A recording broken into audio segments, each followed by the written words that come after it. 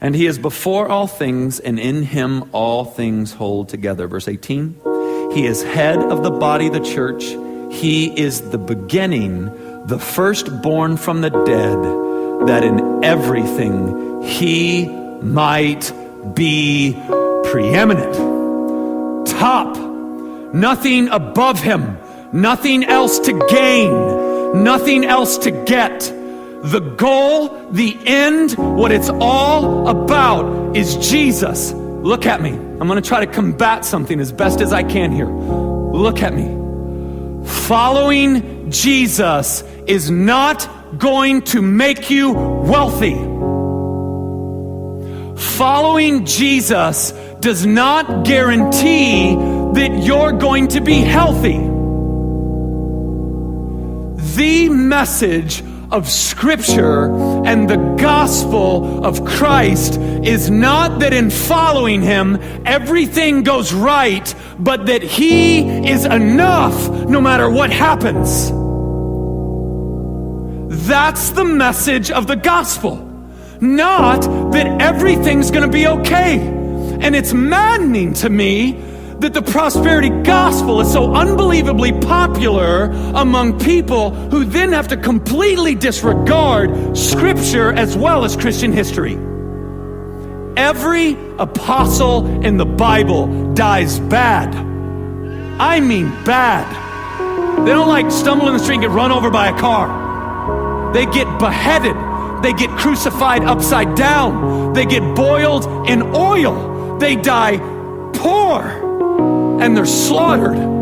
Spurgeon, the prince of preachers, struggles with depression his whole life and then dies.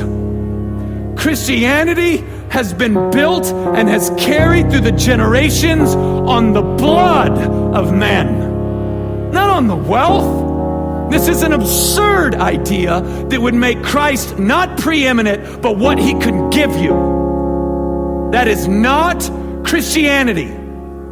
That is something entirely different. And it's heresy that would have got you burned alive 200 years ago.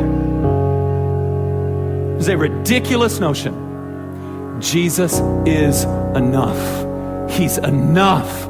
He's enough. We pursue healing. Maybe we get it, maybe we don't. He's enough if we don't. This is the message that Jesus is sufficient. It's all, okay, in Acts, the apostles, they get arrested. And this court says, if you don't quit this preaching stuff, if you don't quit talking about Jesus, we're going to beat you to death. And the response was simple. Do what you think is right. As for us, we cannot help but speaking about what we have seen and heard. And they beat the mess out of them and released them. And they did what? Rejoiced. I mean, they got beat nearly to death. This was the fruit of the gospel in their lives.